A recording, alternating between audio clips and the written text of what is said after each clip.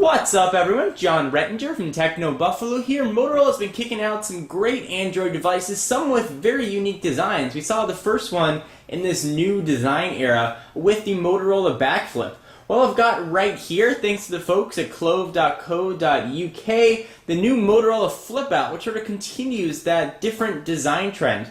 Really excited to take a look at this guy. Let's go ahead and get started.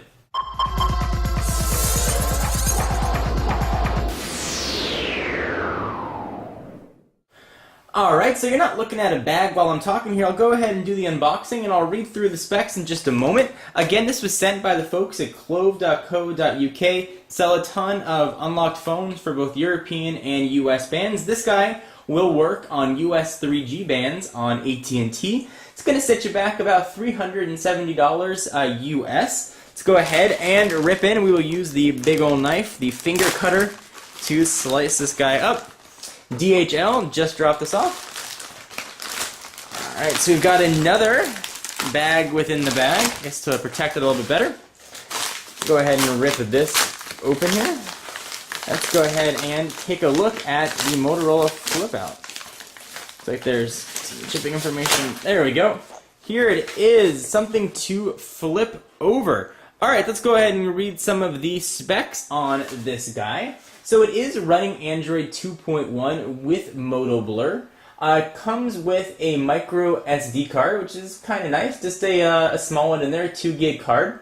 Expandable up to 32 gigs.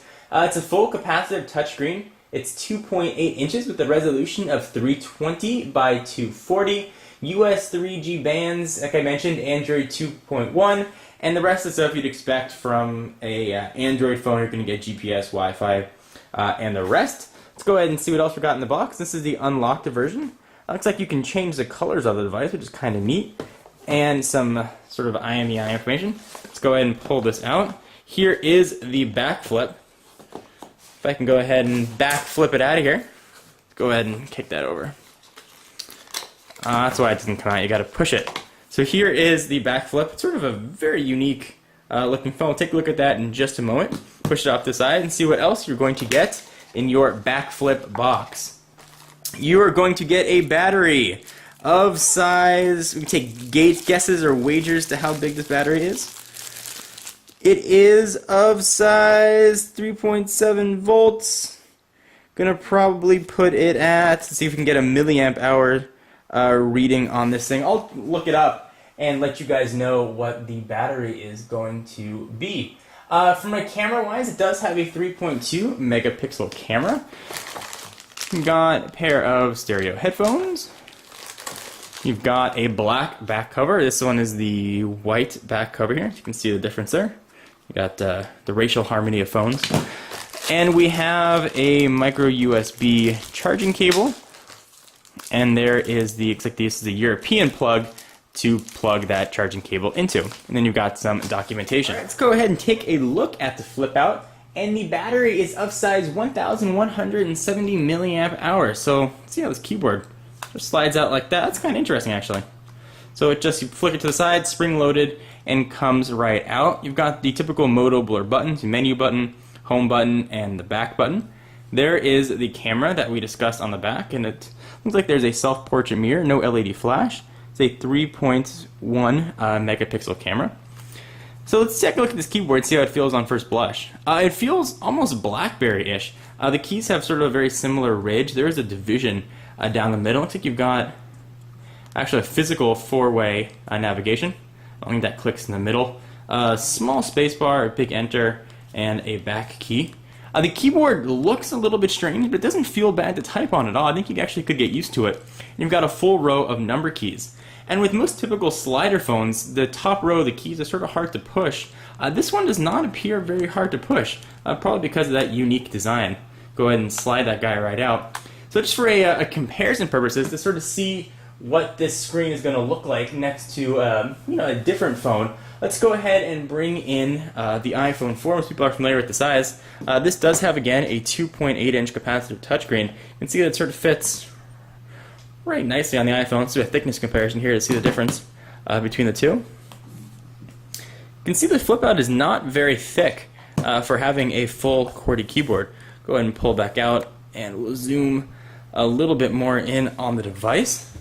Let's go ahead and see what else we have on the phone here. So again, it slides out just like so. And you've got your, let's see, speaker and microphone there, and a little space to let you know where you got to push. There's your charging port on the bottom.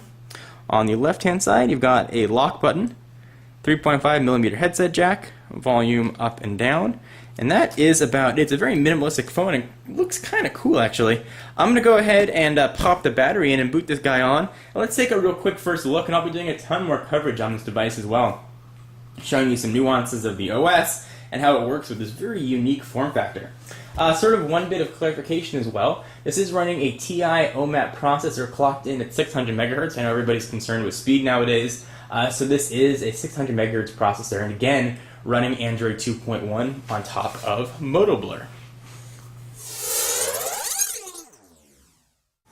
Alright, so the back of the phone pops off pretty easily. There's a little notch at the bottom to stick your fingernail in, right there. Go ahead and pull it right off. Very easy to switch to put in the black cover or whatever other color you'd like to get your back flip with. Go ahead and just slide that all the way off. There we go. And I should mention that the micro SD card is accessible without removing the battery, which is quite nice. SIM card goes right there. Let's go ahead and actually pop a SIM card in, and we will give this guy a shot. So here is a AT&T SIM card. Go ahead and push it right into the device. There we go. SIM card fits in there nice and snugly. We'll take the just under 1200 milliamp hour battery, pop it in, throw the back on, and power this guy on and see what it looks like. And again, this is an Android 2.1 device with MotoBlur. There we go, and it is powering on, letting us know that it's built by Motorola. And I'll sort of take a look at the device again while that's turning on. A keyboard is very unique. It's surprisingly spacious for a device this small. It looks like it would not be that hard to type on. Very unique design. It definitely gets some looks in the street when you're using this phone, because no one's really seen anything like this yet.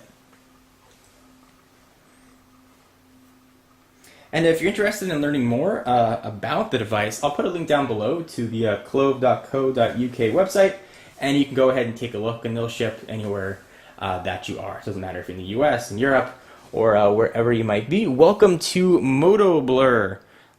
English is what we want. Go ahead and start. It's going to check for data connectivity, which that SIM card should have. And this is just sort of a very quick look at what the operating system is going to look like on this. And one more time, we'll be doing a full sort of overview of everything when I do the review. Alright, so set up blur. We'll go ahead and just kind of ignore this if we can. Like it's not going to let us do that. So I'll go ahead and set up Wi-Fi, and I'll come back here once this is all working. Alright, so you got the device sort of set up here and working, and here is MotoBlur. Go ahead and open up all the icons. This does have an accelerometer as well. Go ahead and scroll through things in a typical Eclair looking way, which is Android 2.1. Go ahead and hit home. You've got your dialer, contacts, and the rest. Let's see what the dialer actually looks like on here. Go ahead and open that up. And a little bit on the small side, but probably not too bad. I'm sure you could use the number pad dial here as well. It does not look like the dialer uses the accelerometer. Go ahead and slide this out and see how things turn. It looks exactly the same. This has been a very quick unboxing and first look at the new Motorola FLIPOUT. I'm pretty excited to put this guy through its paces. Stay tuned to the channel and technobuffalo.com, of course, for all the information. I am John Rettinger, and I'll see you in the next video. Bye-bye.